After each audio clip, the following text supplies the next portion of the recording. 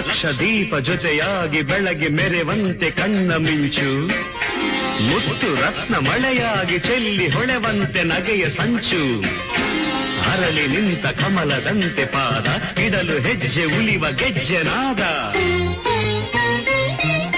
ಶ್ರುತಿಯು ಸ್ವರವು ಕಲೆತಿರಲು ಹೊಸ ರಾಗದ ಪ್ರಾರಂಭ, ಮನಸ್ಸು ಮನಸ್ಸು ಬೆರೆತಿರಲು ಅನುರಾಗದ ಆರಂಭ.